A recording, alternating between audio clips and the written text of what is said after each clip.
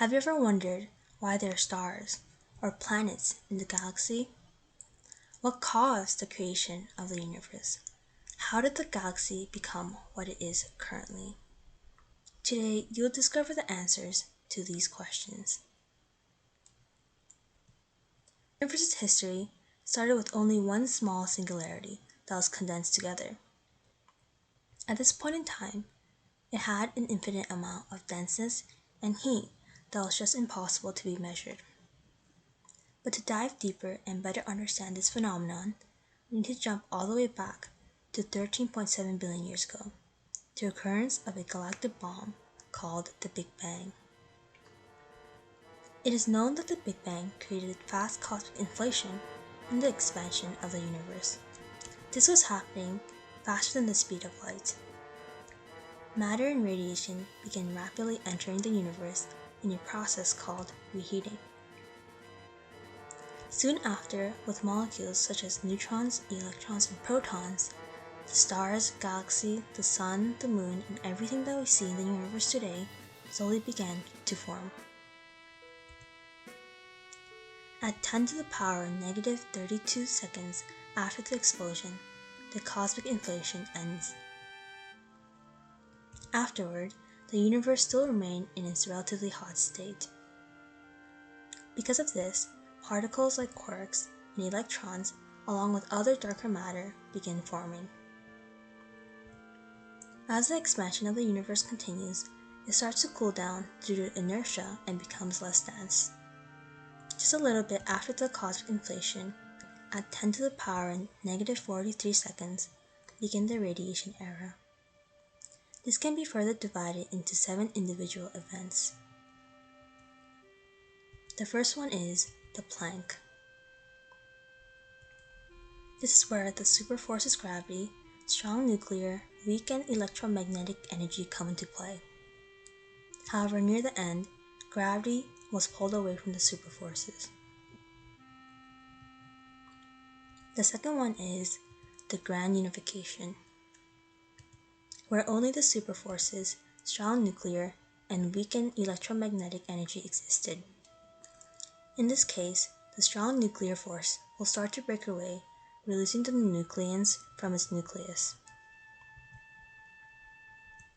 The third one is the inflationary. At this time, the universe started to expand rapidly. The heat was released, which allowed for quarks, antiquarks, and electrons to continue appearing. To put it into perspective, the universe was merely about the size of an orange. Number 4 is the electroweak. At this point, temperature will start to cool down, where the superforces will break off. Number 5 is the creations of quarks. This signifies the smallest particles of the universe, which are extremely essential. Number 6 is the hadron. This is when the quarks will bind together, creating protons and neutrons because of the cool temperature from previous era as mentioned. Number 7 is the lepton and nuclear. In this era, protons and neutrons will fuse together, creating the nuclei of an atom. This eventually led to the formation of the second element on the periodic table, helium. At 0.01 seconds after the Big Bang explosion, nuclear fusion begins. This is a very matter-dominant era that involves the scattering of light. The nuclear fusion is when the sun and other stars join their atomic nuclei to become a bigger one. This relates to the Einstein equation, E equals mc to the power of 2, where c represents the speed of light. When two particles fuse together, the excess mass is given off in light energy. In this example shows the process of fusion of hydrogen and helium, which powers the sun. At 3 seconds after the Big Bang, nuclear fusion ends. at 240,000 to 300,000 years post-Big Bang signifies the era of recombination beginning. This was a turning point where the universe went from being opaque to transparent. Previously, the universe had hot plasma due to photon and electron interactions. The universe interacted with free electrons, resulting in an opaque universe, which is known as the Thomson scattering process. After it cooled off and released helium gas, the photons and hydrogen did not interact, producing a transparent universe. The gas transitioned from its ionized state to a neutral state, decoupling photons and matter and introducing the cosmic microwave background. 380,000 years after the Big Bang was when the start of cosmic microwave background began. The universe became transparent because of the heat residue left over from the Big Bang effect, where most of the background radiation is in the microwave level of the electromagnetic spectrum. This means that you cannot see it at all. In 1948, an American cosmologist named George Gamow, along with his co-workers Ralph Alpher and Robert Herman, researched that the chemical elements could have been synthesized by some thermonuclear reaction that occurred in the Big Bang. Following that, in 1965, two researchers named Arno Penzias and Robert Wilson looked at the excess radio noise from the sky while they were creating a radio receiver. And after talking to Bernard Burke from the Massachusetts Institute of Technology, they found out that the radio noise is actually cosmic microwave background radiation. 376,000 years after the Big Bang event was when neutral hydrogen forms. Most of today's galaxy is made up of cold neutral hydrogen gas matter. A neutral hydrogen is an atom that consists of one proton and electron. It is dominant in clouds that have enough starlight to dissociate molecular hydrogen into atoms. This is knowing that they have less of hydrogen ionizing photons from the hot stars. Next, at around 370,000 years after the Big Bang, we enter into the Dark Ages. The temperature dropped and the cold dark matter shifted to human eyes, which caused the whole universe to appear like a completely dark place. This was during the time with the last cosmic microwave background radiation from the homogeneous plasma remained. 100 million years after the Big Bang, we reached the first formation of stars. The atomic gas must follow the collapse of dark matter halos and is made up of hydrogen and helium being produced, resulting in thermonuclear fusion reactions in stars.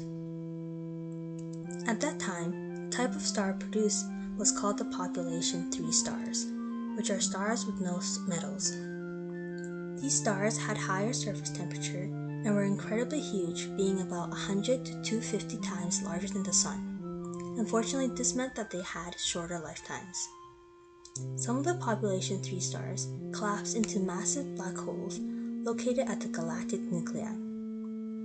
They are more capable of producing UV light than normal stars. This allowed the first starlight in the universe to mainly have ultraviolet radiation from hot stars.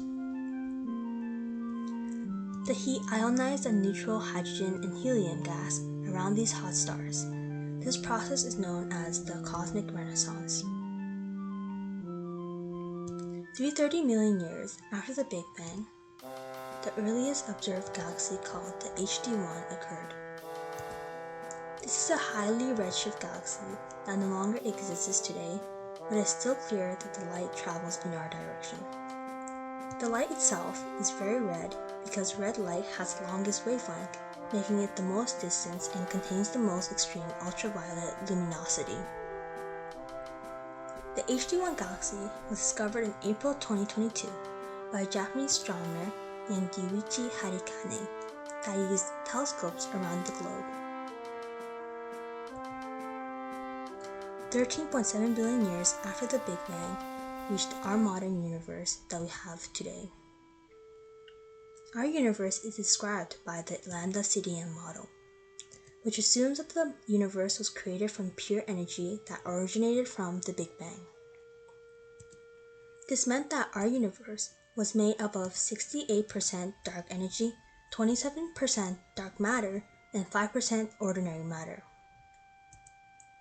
Edwin Powell Hubble, a renowned astronomer, that proved that the galaxies are moving away from us with the Hubble parameter, and that dark energy is responsible for the acceleration in the expansion of the universe.